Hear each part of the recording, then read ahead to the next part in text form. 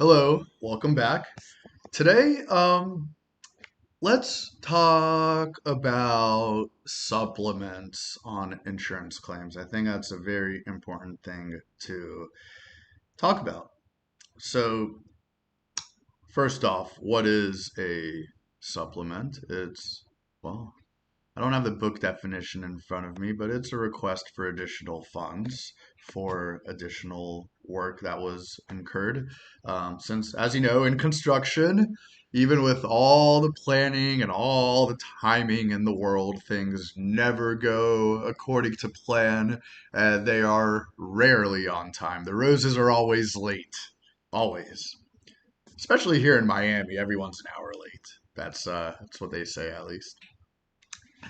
So anyway, the thing about supplements is this. When I'm dealing with like with an insurance client, I tell them, look, rest assured, I'm holding your hand through this entire process, and I don't want money to to be an issue. Just know that I'm going to do the best work possible for you. I'm going to have the greatest crew that I have available on your property. They're going to do a great job.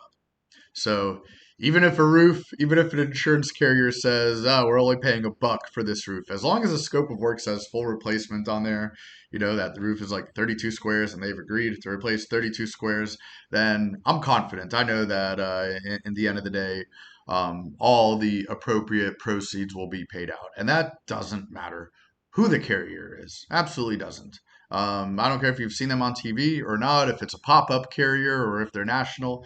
Like it doesn't matter. They all make it right. Some of them are a little bit more difficult to deal with than others.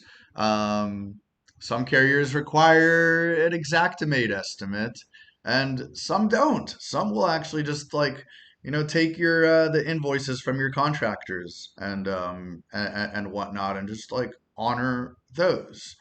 Um, so yeah, you kind of just gotta like get to know your carrier, understand how like this one is different than that one, and like what works for them, what doesn't. Um, because truth be told, Exactimate doesn't have everything. There's always going to be like some sort of like weird stuff that you just can't find on there. Like just say somebody has like you know, I don't know, like a Michelangelo statue that got like destroyed in the last hurricane. Like you can't Exactimate that. Like yeah, you gotta get a bid for it. It's a bid item thing where like it's a one-off. There's no way there's going to be any data for that. So you just go for like whatever the actual price, what that's actually going to cost. And where is all this justified in the end of the day? Like, how are you making your money? Well, good thing there's a little line called GCONP, or I think it's in Exactimate, it's just ONP, and you get that 10 and 10. 10% overhead, 10% profit.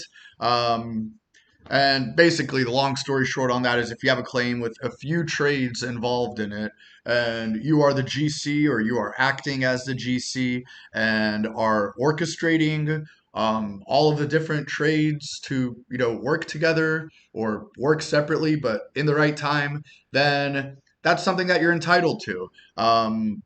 It's not just to rest assured that like you make money off the deal.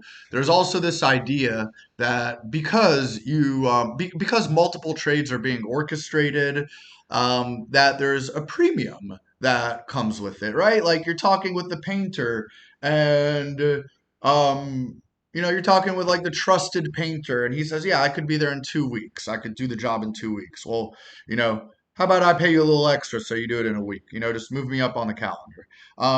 Like that kind of like that notion, so that like everything happens on time. Um, but yeah, that's really it. Supplements play a huge part in the role. This video kind of goes out to like homeowners as well because a lot of them they receive like a really bad estimate um, on their property damages, and then they just believe that they like need to find a cheap contractor who's going to do the job for that price, and as a result, even if they did get a full replacement on their estimate, they end up settling for less a lot of the time, because they just like, I mean, they don't know. They don't know any better. And that's why it is so important to kind of have a roofer on your side, um, in these types of matters, so that everything like can be addressed, right? I mean, this is, it's not like we're talking like civil matters in court here, where it's just like, person going up against like another person. Like we're talking about like a roof claim, and like most homeowners don't really know how to handle it, and there isn't really somebody like in the middle who's like mediating the process either. Like it's just the insurance carrier and the homeowners, the clients of the insurance company. Like obviously they trust that company because they chose them. They decided to go into business with them like many years ago when they decided to start paying premiums.